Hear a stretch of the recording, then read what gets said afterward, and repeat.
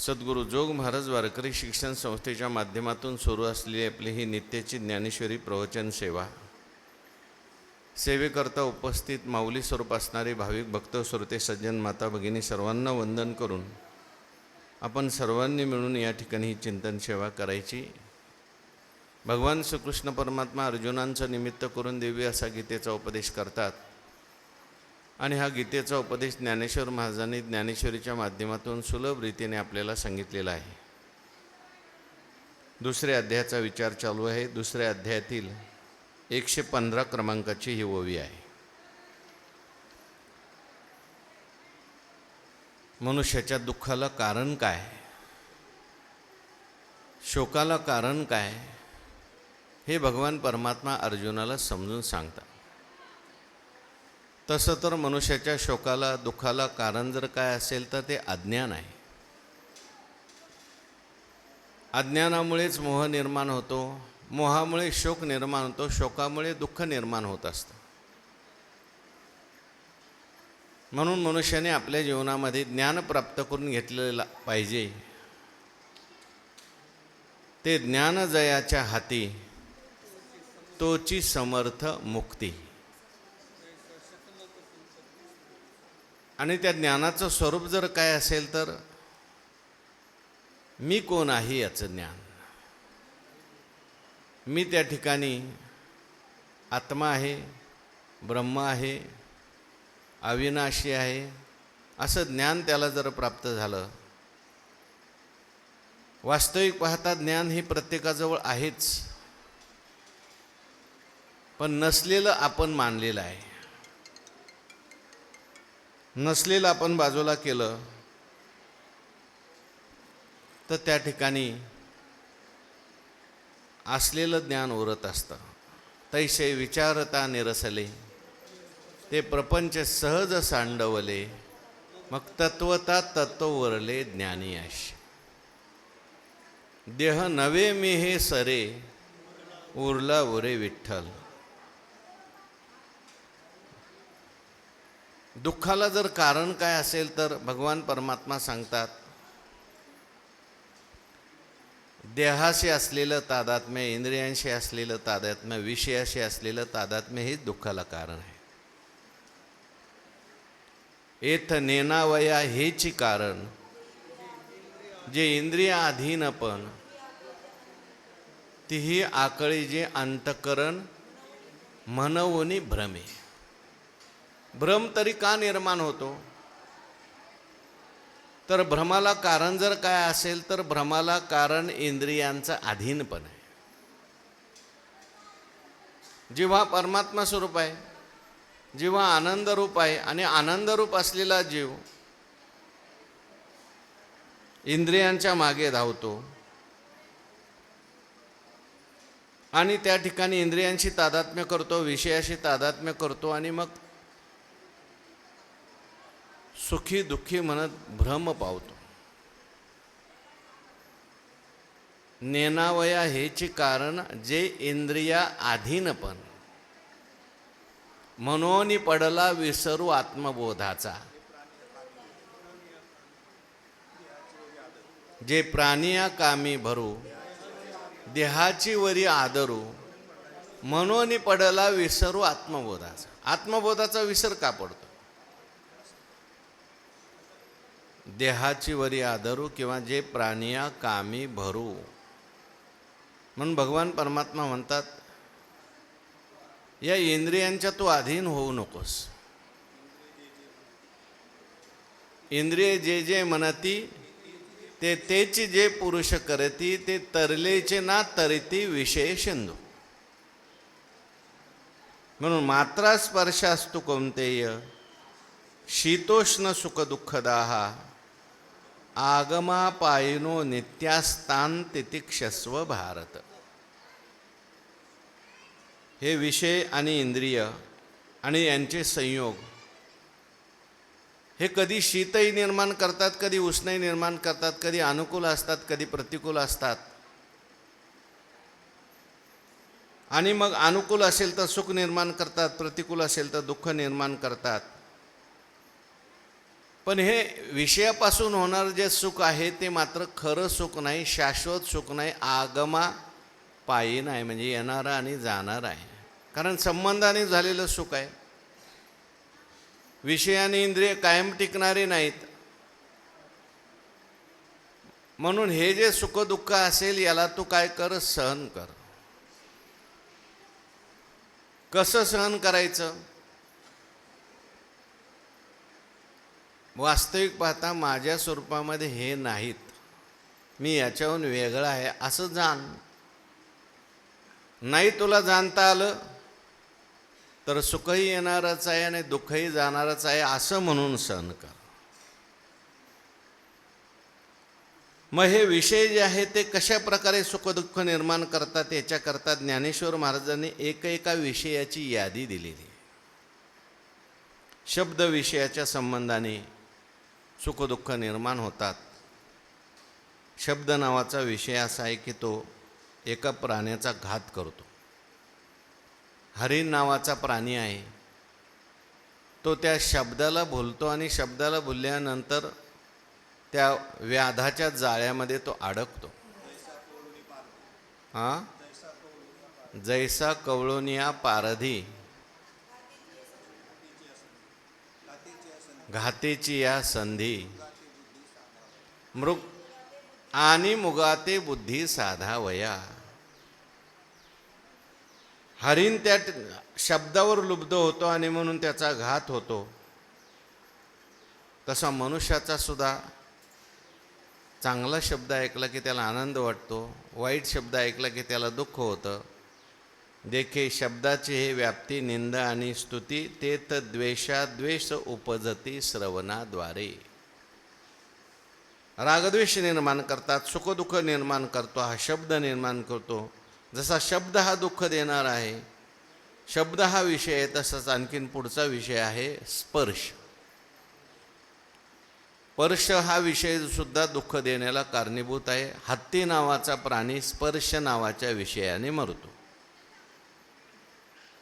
स्पर्श कसा सुखदुःख निर्माण करतो ते ओवीत लिहिलंय, ओवी वाचा. मृदू आणि कठीण हे स्पर्शाचे दोन्ही गुण, जे वपुचेनी संगे कारण संतोष खेदा. स्पर्शामध्ये मृदू स्पर्श आहे आणि कठीण स्पर्श आहे.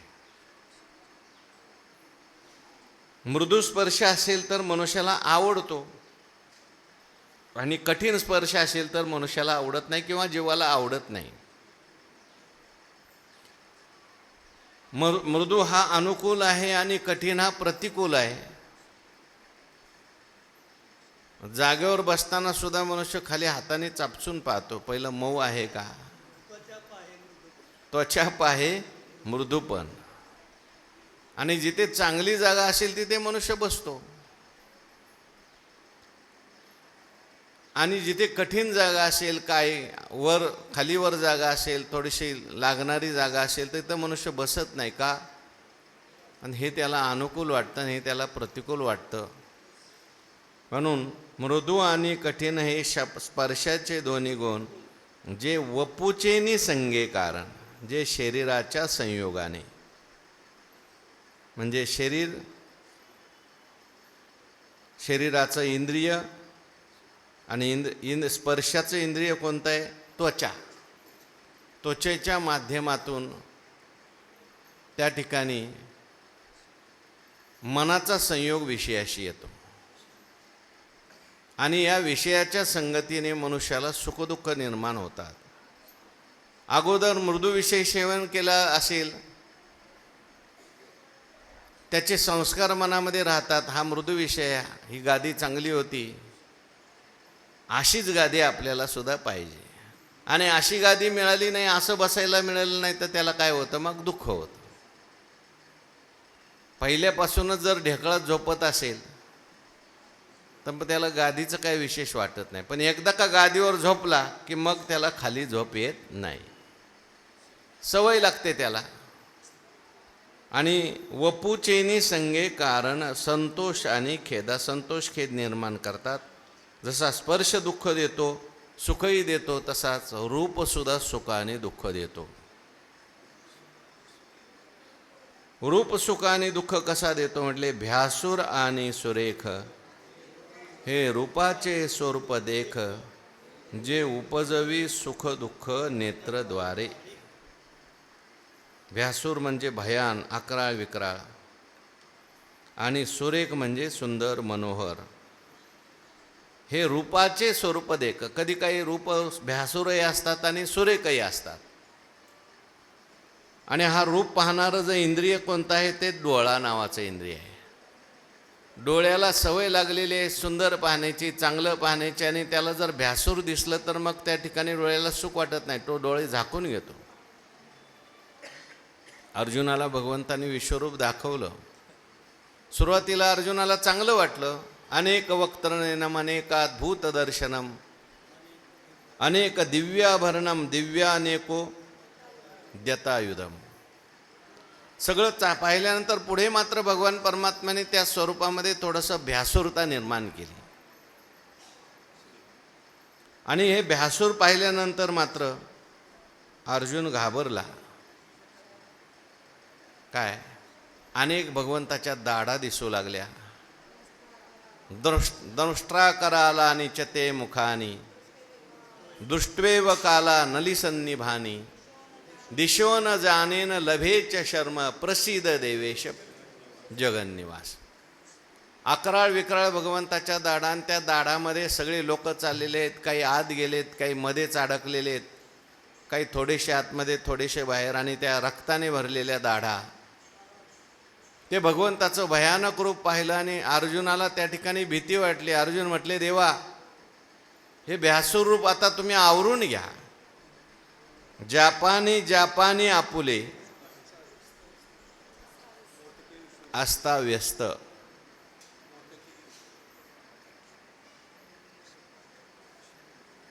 हे सगळं रूप तुम्ही आवरून घ्या. आणि हे रूप मला तुम्ही दाखवू नका. याच्यामुळे मला दुःख होतंय, याच्यामुळे मला त्रास होतोय. आता रूप कोणाचं आहे? देवाचंच आहे. पण देवाचं रूप असून सुद्धा ते भ्यासूर असल्यामुळे अर्जुनाला दुःख झालं, कष्ट वाटू लागले, त्रास वाटू लागला. मग अर्जुनाने सांगितलं, देवा लवकर लवकर आवरा, मला भीती वाटायला लागली. आणि लवकरात लवकर तेनेव रूपेन चतुर्भुजेन सहस्रबाहो भव विश्वमूर्ते. आणि भगवान परमात्म्याने सुंदर असं चतुर्भुज रूप धारण केलं. आणि चतुर्भुज रूप धारण केलं की जैसा परिमळ जाहला मरगजा, कारण आनंदाशीच निघाली या भुजा, ज्याचे जानुवरी मकर ध्वजा जोडिली बरं.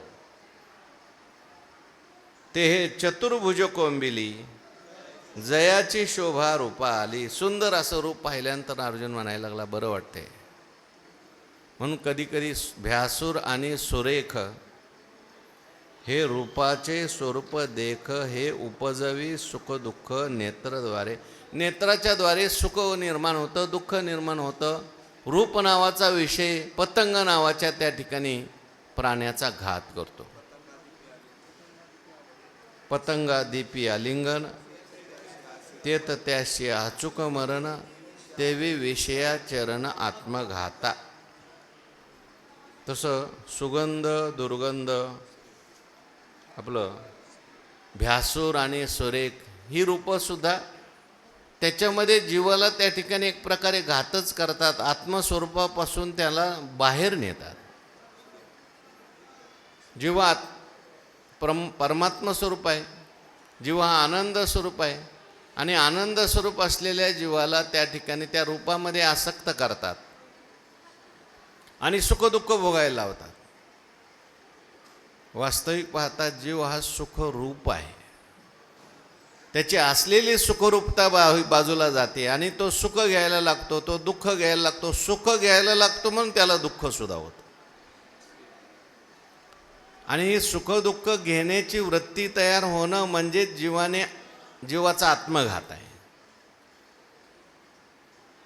म्हणून जसा हा रूप विषय आहे तसाच शेवटी आणखीन गंध विषय आहे. सुगंधू आणि दुर्गंधू हा परिमळाचा भेदू, जो घ्राण संगे विषादू तोषो देता. हे भगवान परमात्मा म्हणून हा अपभ्रंशू विषय संगू भगवान परमात्मा सांगतात अर्जुना, तान तितिक्षस्व भारत, हे तू सहन कर. हे विषय जे आहेत ते आगमापायी आहेत, अनित्य आहेत. या विषयांच्यामुळेच जीवाला सुखदुःख भोगावं लागतं, विषयामुळेच जीवाला आत्मज्ञान होत नाही. इंद्रिय विषय सेविती ते तर हर्ष शोक उपजती, ते आंतर आपलविती संगे येणे. अंतकरणाला तिकडे घेऊन जातात, बहिर्मुख करतात, आत्म्यापासून दूर करतात, अनात्म्यामध्ये गुंतवणारे हे सगळे विषय आहेत. म्हणून सुगंध आणि दुर्गंध हा सुद्धा काय परिमळाचा भेद. परिमळ म्हणजे वास, गंध विषय. गंध विषयामध्ये सुद्धा दोन भेद आहेत, एक सुगंध आहे, एक दुर्गंध आहे. सुगंध जो असतो तो माणसाला अनुकूल वाटतो, दुर्गंध माणसाला अनुकूल वाटत नाही. म्हणून सुगंध आणि दुर्गंधू हा परिमळाचा भेदू, जो घ्राण संगे विषादू तोषू देता. घ्राणेंद्रियाच्या द्वारे, नाकाच्या द्वारे विषाद आणि तोष निर्माण करणार आहे. दुर्गंध असेल तर विषाद निर्माण करतो आणि सुगंध असेल तर तोष निर्माण करतो, संतोष निर्माण करतो.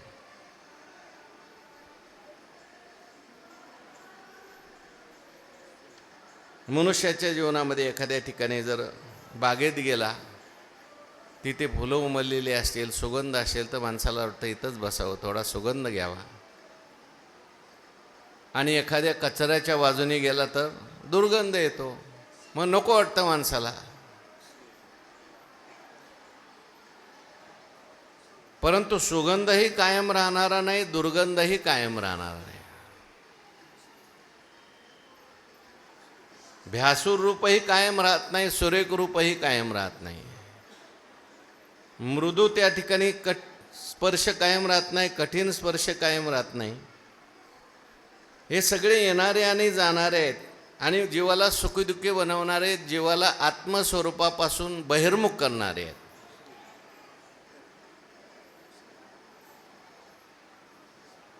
पण मनुष्याला त्याची सवय लागते. घासलेट, फिनेल, डांबर याच्या वासाने मनुष्याचे डोके उठते. काही माणसं आपल्या कानात सदा अत्तराचा बोळा ठेवतात. काही माणसं त्याला काय लावतात? अत्तर लावतात. ते आल्याबरोबर घमघमाट सुटतो. का? कारण सुगंधाची सवय लागली. मग ज्याला सवय लागली, शेवटी सुगंध आणि दुर्गंध या सुद्धा काय प्रत्येकाच्या वेगवेगळ्या कल्पना आहेत. खरा विषय हाच दुर्गंध आहे आणि आत्मा हाच सुगंध आहे. ज्ञानोबाराय म्हणतात, ऋणू झुनू ऋणू झुनू सांडितू अवगुणू रे भ्रमरा, सुमन सुगंधू रे भ्रमरा. काय भोगितू निश्चळू रे भ्रमरा. ऋणू झुनू रे भ्रमरा, चांडित्व अवगुणू रे भ्रमरा. पुढं काय? हां, चरण कमळ दळू रे भ्रमरा, भोगितू निश्चळू रे भ्रमरा. हा भुंगा जो आहे या सुगंधाने मरतो बरं का. त्याला ते एवढा सुगंधाची आवड निर्माण होते, गंधाची आवड निर्माण होते. एखाद्या फुलावर बसला, फूल मिटलं जातं, त्या सुगंध घेण्यामध्ये तो इतका तल्लीन होतो की रात्रीचा हत्ती येतो आणि फूल तुडवून चिखलात टाकतो आणि मरतो. पण मेला तरी सुगंध सोडत नाही. ते तर उत्तीर्ण होईल प्राणे, परी कमळ देळो चिरून येणे, तैसे कठीण कोवळेपणे स्नेह. तसा सुगंध सुद्धा जीवाला घात करणार आहे, दुर्गतीला नेणार आहे. सुगंध आणि दुर्गंधू, ज्ञानोबाराय म्हणतात, हा बाकीचा विषयाचा सुगंध तू घेऊच नकोस. हा सुगंध क्षणिक आहे. या फुलावरून त्या फुलावर, त्या फुलावरून त्या फुलावर, किती फुलावर तो आत्तापर्यंत गेला. रुनू झुनू रुनू झुनू सांडी तू अवगुणू रे भ्रमर. हा अवगुण आहे तुझा. या भ्रमावर जायचं, त्या भ्रमावर जायचं, कधी शब्द फुलावर जायचं, कधी स्पर्श फुलावर जायचं, कधी गंध फुलावर जायचं, कधी रस नावाच्या फुलावर जायचं. जीवरूपी भ्रमर आहे. आणि हा जीवरूपी भ्रमर विषय सेवना करता एका फुलावरून दुसऱ्या फुलावर. यापेक्षा तुला मी एक पत्ता सांगतो, एक फुल असं सांगतो की ज्या फुलावर बसल्यानंतर तुला इतर फुलावर जावंसं वाटणार नाही. इतर फुलात असलेला सुगंध जो आहे तो या फुलाचा सुगंध आहे. आत्म्याचाच आनंद सगळीकडे, परमात्म्याचं सुख सगळीकडे. विषयाच्या माध्यमातून ते काय होतं, आल्यासारखं वाटतं. एरवी विषय सुख आहे. विषयात असलेलं सुख जे आहे ते आत्म्याचंच आहे, परमात्म्याचंच आहे. म्हणून भोग चरण कमळ दळू रे भ्रमरा, भोगी तू निश्चळू रे भ्रमरा. सुमन सुगंधू रे भ्रमरा, परिमळू विद्गदू रे भ्रमरा.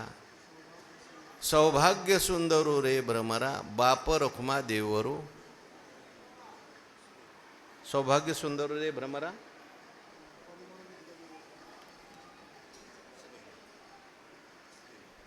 अशा प्रकारे भगवान परमात्मा त्या ठिकाणी अर्जुनाला समजून सांगतात, बाबा तैसाची द्विविधू रसू, उपजवी प्रीती त्रासू, म्हणूनी हा अपभ्रंशू विषय संगू. तैसाची द्विविध रसू, उपजवी प्रीती त्रासू. त्याप्रमाणे दोन प्रकारचा रस आहे, कडू आणि गोड. म्हणून उपजवी प्रीती त्रासू. कडू जर मिळालं तर त्रास होतो आणि गोड मिळालं तर प्रीती वाटते. मधुर. दोन प्रकारचा रस. सामान्यतः रसाचे प्रकार तसे 6 आहेत. पण आपल्याला आवडीचा अनुकूल असेल श्रीखंड, बासुंदी, जिलेबी पदार्थ सेवन करताना मनुष्यास आनंद होतो. आणि कडुनिंब किंवा एखादा औषध खाण्याचा प्रसंग आला तर माणसाला काय होतं, दुःख होतं. रस दोन्हीमध्ये आहे. पण दोन्हीमध्ये असला तरी सुद्धा तैसाची द्विविध रसू, उपजवी प्रीती त्रासू. एकाबद्दल प्रीती निर्माण होते, एकाबद्दल त्रास निर्माण होतो. आणि म्हणून हा अपभ्रंशू विषय शृंगू. हा विषय जो आहे, संघ आहे, हा अपभ्रंश म्हणजे नाश करणारा आहे, हानी करणारा आहे, अधोगतीस नेणारा आहे. अपभ्रंशी घालतील मुकशील सर्वस्वाला. हे मदालसाराने आपल्या मुलाला सांगते मदालसेमध्ये, बाबा हे सगळे विषय याच्या नादाला लागू नको. हे सगळे विषय तुला खड्ड्यात टाकतील, अधोगतीला नेतील. अपभ्रंशी घालतील मुकशील सर्वस्वाला. तू सर्वस्वाला मुकशील, तू आत्मस्वरूपाला मुकशील, तू परमात्मा स्वरूपाला मुकशील. म्हणून बाबा या विषयांच्या नादी तू लागू नकोस.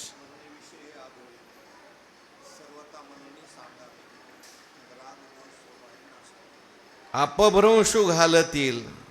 काय, कशामुळे नाश करतात म्हटले, जन्म घेणे लागे वासनेच्या संगी, किंवा विषय सेविता गा जन्म मरणाचा बाधू. अनेक विषय सेवन केले की ते विषय आपल्या चित्तामध्ये तसेच राहतात, तसे संस्कार होतात, तशाच वासना होतात. त्या वासनेमुळे परत जन्म घ्यावा लागतो.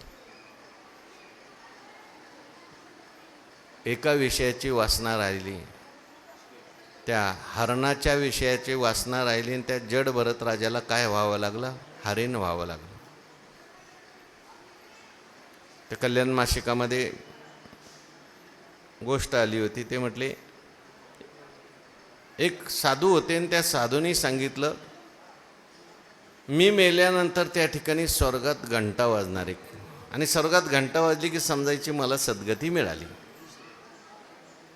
काही दिवसांनी साधूचं मरण झालं. मरण झाल्यानंतर घंटा काही वाजली नाही. शिष्य म्हटले, कशी काय घंटा नाही वाजली, काय गडबड झाली का काय. म्हणून दुसऱ्या एका मोठ्या महात्म्याला बोलवलं. अहो महाराज म्हटले होते घंटा वाजणार आहे, सद्गती मिळणार आहे, पण घंटाही वाजली नाही. काय झालं, नेमकी गडबड झाली का? म्हटले महाराज कुठं झोपले होते. म्हटले शेवटी त्यांना त्रास होता म्हणून आम्ही अंगणात त्यांना झोपवलं होतं. कुठं अंगणात? कुठं? इथंच झोपले होते. म्हणजे त्या महात्म्यांनी पाहिलं तिथे एक समोर बोरीचं झाड होतं आणि त्या बोरीच्या झाडाला असं टप्पोर बोर लागलेलं होतं. म्हटले ते बोर घेऊन या. आणलं बोर फोडलं बोर. त्या बोरात एक आळी निघाली. त्या आळीला त्या महाराजांनी मारल्याबरोबर घंटा वाजायला सुरू झाली. म्हणजे आता गेले म्हणे, त्या बोरीत अडकले होते. म्हणजे मरताना ती बोर पाहिली, त्या बोरीचं ध्यान केल्यामुळं त्या बोरीत आळी व्हावं लागलं काही दिवस. आणि आता मात्र त्या बोरीतून त्यांना मी सोडवलेलं आहे. अपभ्रंशी काय म्हटले, म्हणून हा अपभ्रंशू विषय संगू. हे विषय जे आहेत, धरू जाता संग तव तो होय बाधक. लौकिक विषय. मनुष्य सुखाच्या आशेने श्रीपौत्रादी विषयाचा आश्रय करतो, परंतु अंती त्याला दुःखच भोगावे लागते. पूर्वी एकटाच असतो, सुखाकरता म्हणून मनुष्य लग्न करतो, परंतु त्यामुळे त्याची काळजी अधिक वाढते. नाथ महाराज म्हणतात, श्री हाती धरता देख, वाढे प्रपंचाचे थोर दुःख, ग्रह पाहिजे आवश्यक भोगार्थ देख श्रेयच्या. मुलापासून सुख होईल म्हणून त्या ठिकाणी प्रयत्न करतो, नवस करतो, सायास करतो, पण मुलापासून सुखच मिळेल असं सांगता येत नाही. पुत्रापासून सुखप्राप्ती, तेवी पुत्रापासून सुखप्राप्ती माता पिता होईल म्हणती, शेकी पुत्र अंगोटा दाविती, केवळ भ्रांती पुत्र मोह. धनापासून सुख त्याला होईल असं वाटलं, पण ते धन मिळवण्यात सुख आहे, मिळवण्यात दुःख आहे, रक्षण करण्यात दुःख आहे, गेल्यावर दुःख आहे. अर्थानामर्जने क्लेशा तथैव परिपालने, नाशे दुःखम वे दुःखम धिग अर्थान क्लेशकारिणा. आणि या ठिकाणी विषयामध्ये कशा प्रकारे दुःख होतं, योगसूत्रामध्ये सुद्धा सूत्र आलंय. ताप, संस्कार, गुणवृत्ती विरोधाच्च सर्वम दुःखम एव विवेकिना. विषयाचं सेवन करताना ताप नावाचं दुःख आहे. संस्कार ठेवून जातात विषय, ते दुःख आहे. गुणवृत्तीचा विरोध निर्माण होतो आणि त्या ठिकाणी अशा प्रकारे विषय सुख हे दुःखालाच कारणीभूत आहे. ज्ञानोबारायांनी अनेक ठिकाणी हे सगळं वर्णन केलं आहे. हे विषयाचं सुख म्हणजे पांडुरोगाच्या पुष्टीसारखं आहे, ज्ञानोबाराय म्हणतात. हे विरक्ताचे दिठी, हे न्याहाळी जे किरीटी, पांडुरोगाची पुष्टी सारिखे दिशे. विषय त्या ठिकाणी शाश्वत नाहीत, संपणारे आहेत. आणि विषय मनुष्याला जीर्णशीर्ण करून टाकतात. विषयाची चरवणी केली आयुष्याची गाळणी. म्हणून ज्ञानोबाराय म्हणतात, म्हणून विषय भोगी जे सुख, ते साध्यंतेची जाण दुःख. म्हणून हा अपभ्रंशू विषय संगू. विषय संगू शब्द वापरलाय. विषय दुःख रूप नाहीत, विषयाची आसक्ती दुःख. शरीर निर्वाह करता विषय लागतात. अहो शरीर चालायचं म्हटलं जेवायला पाहिजे, पाणी प्यायला पाहिजे, खायला प्यायला पाहिजे, राहायला घर पाहिजे. विषय दुःख रूप नाहीत. संसारातले विषय दुःख रूप नाहीत. विषय संगू म्हटले. संगू म्हणजे त्याचा संग किंवा त्याची आसक्ती ही दुःखाला कारणीभूत आहे, हे बंधाला कारणीभूत आहे.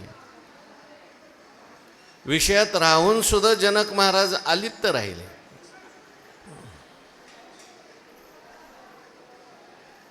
सर्व विषयामध्ये जनक महाराज राहत होते, परंतु त्यांचा संग करत नव्हते, आसक्त नव्हते, म्हणून ते नेहमी सुखी होते.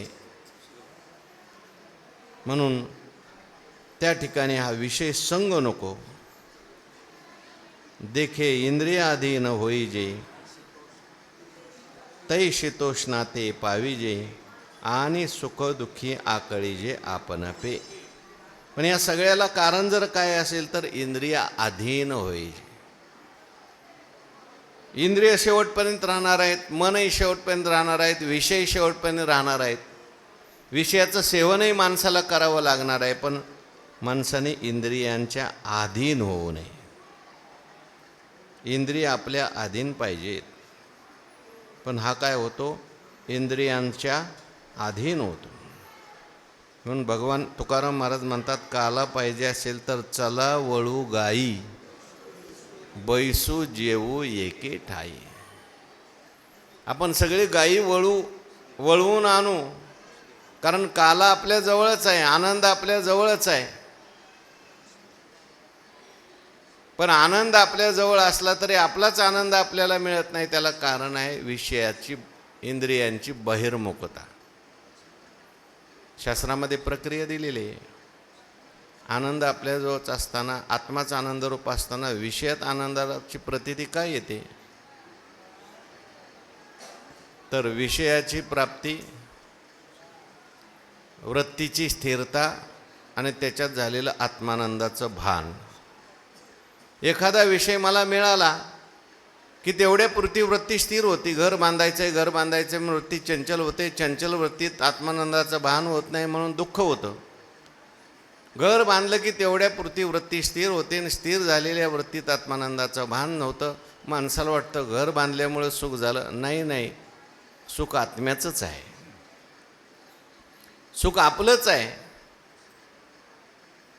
म्हणून इंद्रियाधीन होईजे, ते शीतोष्णाते पाविजे. इंद्रियाच्या अधीन झाला मनुष्य, इंद्रियाच्या स्वाधीन झाला, मग मात्र त्याला शीत आणि उष्ण, अनुकूल प्रतिकूल त्या ठिकाणी विषय प्राप्त होतात. इंद्रियाशी तादात्म्य केलं, इंद्रियाशी तादात्म्य केलं की विषयाचा भोग घडतो. एरवी तरी सहजे, सुखदुःख तेच सेविजे, देह जळी होईजे मासोळीजे. एरवी ज्ञान हे आपुले, परी पर ऐसेने झाले, जे आवडून घेतले भवस्वर्गाधिक, जे प्राणिया कामी भरू, देहाचे वरी आदरू. म्हणून पडिला इंद्रिय अधीन होईजे. इंद्रियाच्या अधीन झाला म्हणजे त्या इंद्रियाच्या मागे मागे जायला लागला. एक असतो गोपाळ आणि एक असतो गुराखी. गोपाळांना काला मिळाला, कारण गोपाळ कोण आहेत, जे पुढे चालतात आणि त्यांच्या मागे गायी चालतात, ते गोपाळ. आणि गुराखी कोण, जे गायींच्या मागे जातात, ते गुराखी. मग गायींच्या मागे गेल्यानंतर त्या गायी कुठं घेऊन जातील काही सांगता येत नाही. बहु केली वनवन, पायपिटी झाला शीन. शब्दाच्या वनात, रूपाच्या वनात, रसाच्या वनात गेलं आणि काय मिळालं म्हटले, पायपिटी झाली आणि शीन झाला. नुसतीच पायपिटी झाली, आयुष्यभर काही मिळालं नाही, सुख मिळालं नाही. का? इंद्रियांच्या मागे गेला. म्हणून इंद्रियाशी चोरोनी जेवी, तयाशीच फावे. आत्मप्रभा हृदय कोरोनी ठाण देवी, जो इंद्रियाती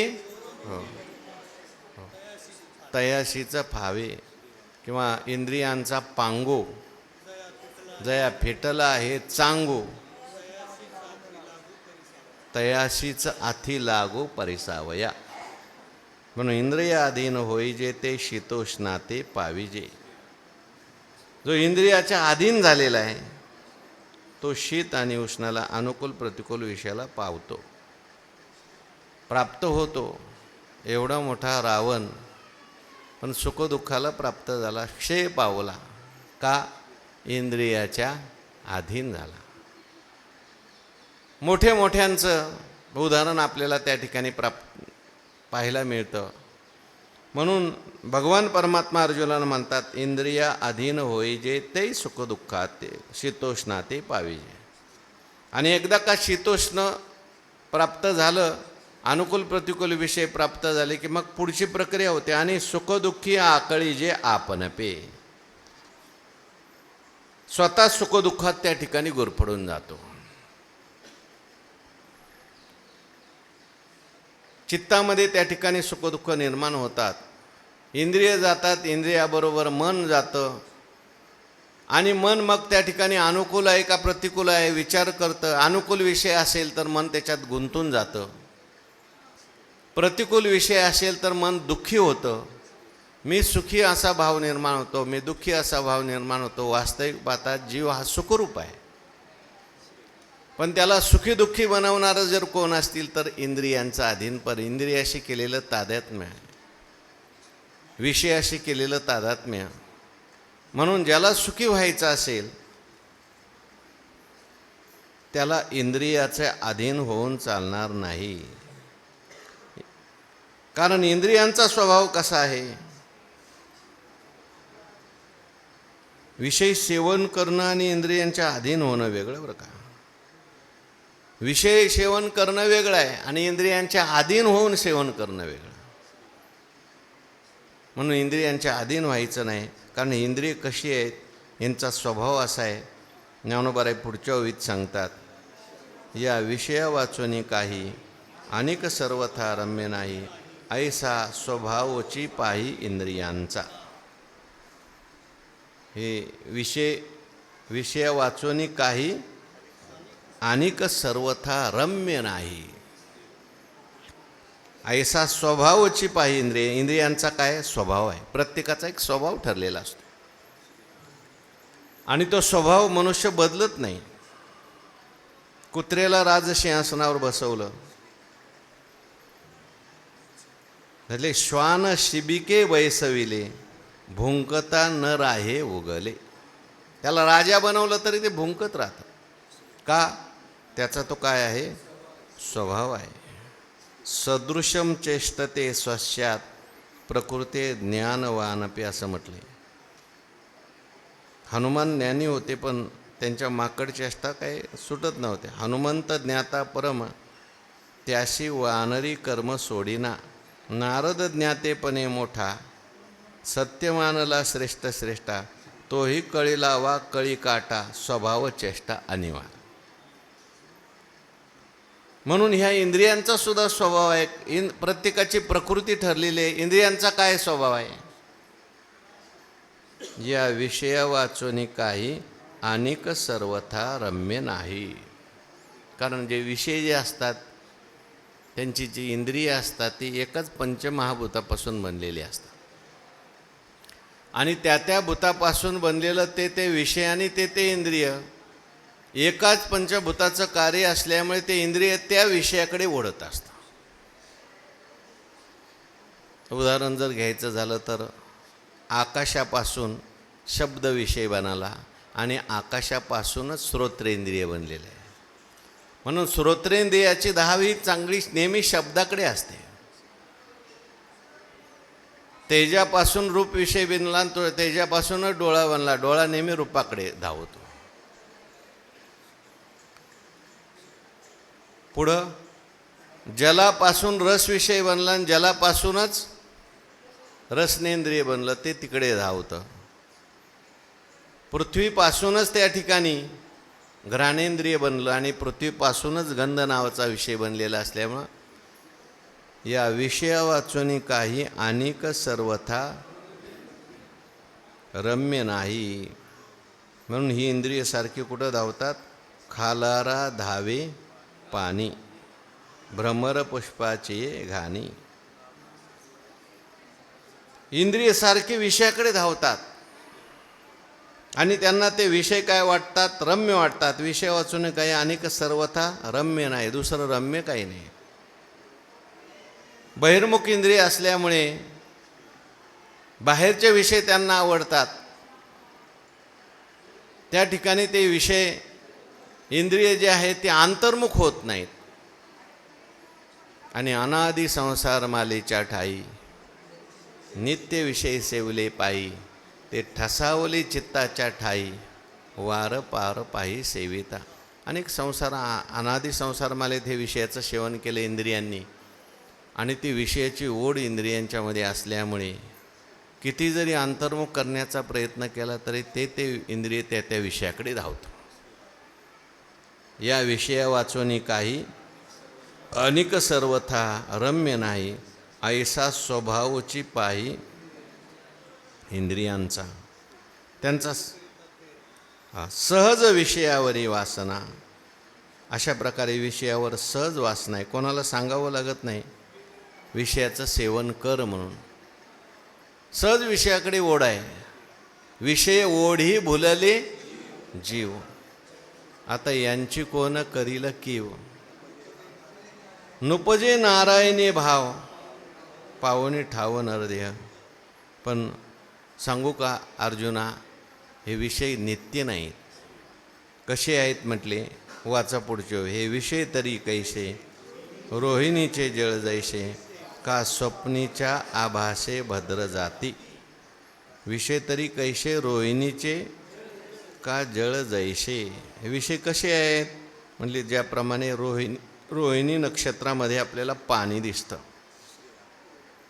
रोहिणी नक्षत्रामध्ये ऊन फार असतं आणि फार ऊन असतं. उन्हाळ्यामध्ये दुपारी 12 वाजता एखादी उकरलेली भूमी असेल आणि त्या उकरलेल्या भूमीचा संबंध जर सूर्याच्या किरणाशी आला, तेजा आणि उखिरा भेटी झाली या वीरा, मृगजळाचे या पुरा रूप होय. तिथं असं पाणी दिसायला लागतं. याला म्हणायचं रोहिणीचं जळ. पण ते पाणी आहे का, दिसण्यापुरतंच आहे. मृगजळाची तळी ती दिठी दुरोनीची निहाळी, वाचोनी साडी लावता येतील का, केळी लावता येतील का, नाही. मृगजळ म्हणजे आभास आहे, आभासिक आहे.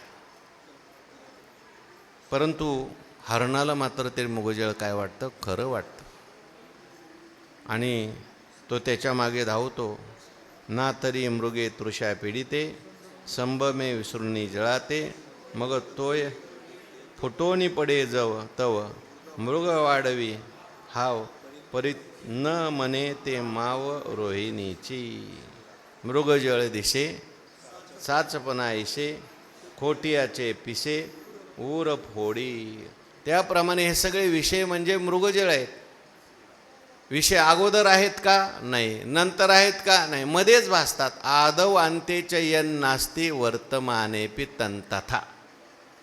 जे अगोदर नसतं, नंतर नसतं आणि मध्येच भासत असतं, ते दिसत असलं तरी काय असतं, खोटं असतं. मृगजळ सकाळी सकाळी दिसतं का, मृगजळ सूर्यास्ताच्या वेळी दिसतं का, दुपारी दिसतं. म्हणून दिसत असलं तरी ते काय आहे, खोटं आहे. स्वप्न अगोदर दिसतं का जागृतीत, स्वप्न गाढ झोपेत दिसतं का. म्हणून स्वप्न दिसत असलं तरी खोटं आहे. तशी जागृतीसुद्धा स्वप्नात आहे का, सुषुप्तीत आहे का, मध्येच भासते. म्हणून हे जागृतीतले पदार्थ जे जे देखणे सकळ, ते स्वप्नीचे मृगजळ म्हणून चिंती. हो, म्हणून हे विषय जे आहेत ते ज्ञानोबराय म्हणतात. अर्जुन भगवान परमात्मा विषय तरी कैसे, रोहिणीचे जळ का स्वप्नेच्या आभासे भद्र जाती. स्वप्नामध्ये ज्याप्रमाणे पाहिलेला हत्ती आहे. एका माणसाला स्वप्न पडलं, राजाची मिरवणूक पाहिली, हत्ती काय, घोडे काय, आणि राजा हत्तीवर अंबारीत बसून चाललेला होता. याला चिंतन करायला लागला, असं एक दिवशी या राजाच्या अंबारीत मी बसीन आणि या हत्तीवर माझीसुद्धा मिरवणूक निघेल. पण गरीब मनुष्य होता, पण चिंतन केलं त्याने. आणि संध्याकाळी झोपला आणि झोपेमध्ये त्याच्या हत्ती आले आणि हत्तीवर अंबारीत तो बसला. आणि बसल्यानंतर आनंदाने मिरवणूक निघालेली आहे. आणि त्या मिरवणुकीमध्ये त्या ठिकाणी फटाके वाजवायला सुरुवात केली. आवाज आला ना, आवाजाने काय झाला, जागा झाला. म्हटलं कुठे आहेत हत्ती? नेले स्वप्नेचे आभासे का स्वप्नेच्या आभासे भद्र जाती. तसं विषय सुख जे आहे ते सगळं स्वप्नातलंच सुख आहे. स्वप्न ज्याप्रमाणे जागृतीत आल्यानंतर स्वप्नीचे राज्य का मरण, नवे हर्ष शोकाशी कारण, उपडविल्या जाण तैसा जो विषया लागी, उडी घाली जळती आगी, व्यसनाची अंगी लेणी मिरवी. ज्ञानदेव म्हणे पाहता पाहिले, स्वप्नीचे चेईले जाईल रया. म्हणून देखे अनित्य तिया परी, म्हणून तू आव्हेरी. हा सर्वथा संगू न धरी धनुर्धरा. म्हणून हे कसे आहेत, अनित्य आहेत. अनित्यम असुखम लोकम इमं प्राप्त भजस्व माम. हे देखे अनित्य तिया परी. हे सगळे विषय काय आहेत, अनित्य आहेत, नित्य नाहीत. म्हणून तू आव्हेरी. विषय का सोडायचे? विषयाबद्दल तुच्छ बुद्धी होण्याकरता पहिल्यांदा विषयाचं अनित्यत्व कळावं लागतं, किंवा विषयामध्ये दोष आहेत हे कळावं लागतं. त्यागाला कारण दोनच गोष्टी होतात, दोष दृष्टी जिहासाच. काय श्लोक पंचदशीमध्ये, दोष दृष्टीर जिहासाच पुनर्भोगेषु दीनता. वैराग्याचं लक्षण सांगितलं की दोष दृष्टी आणि जिहाशामुळे पुनर्भोगेषु अधीनता निर्माण होणं. विषय सुटण्याकरता पहिल्यांदा त्यात दोषदृष्टी आहे आणि अनित्यता कळाली पाहिजे. ज्ञानोबा म्हणतात पहिली अनित्यता कळाली पाहिजे, नंतर दोषदृष्टी, किंवा दोषदृष्टी अनित्यता दोन्ही. ज्ञानोबा अनित्यता सांगतात, देखे अनित्य तिया परी. तिया परी म्हणजे मागच्या दृष्टांतात सांगितलं त्याप्रमाणे. मागच्या दृष्टांतात सांगितलं विषय तरी कैसे रोहिणीचे जळ जैसे. अनित्य आहेत, टिकणारे नाहीत. परमात्मा स्वरूपाच्या अज्ञानाने भासलेले हे विषय आहेत. दोरीच्या अज्ञानाने भासलेला दोरीवरचा साप आहे, किंवा शुक्तीच्या अज्ञानाने भासलेली शुक्तीवरची चांदी आहे. किती वेळ टिकणार आहे? जास्त वेळ टिकणारी नाही. ते अज्ञानाने भासलेले तसे हे सगळे विषय तरी कैसे. हे देखे अनित्य तिया परी. त्याप्रमाणे हे कसे आहेत, अनित्य आहेत. स्वप्नाप्रमाणे अनित्य आहेत, मृगजळाप्रमाणे अनित्य आहेत. म्हणून तू आव्हेरी. म्हणून तू यांचा काय कर, आव्हेर कर. आव्हेर कर म्हणजे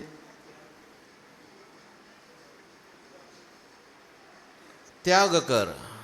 त्याग कर म्हणजे यांच्या संघाचा त्याग कर, आसक्तीचा त्याग कर. विषयामध्ये तू आसक्त होऊ नकोस. कसा अव्हेर करायचा? हा सर्वथा संगू न धरी धनुर्धरा. या विषयाचा सर्व प्रकारे तू संग सोड.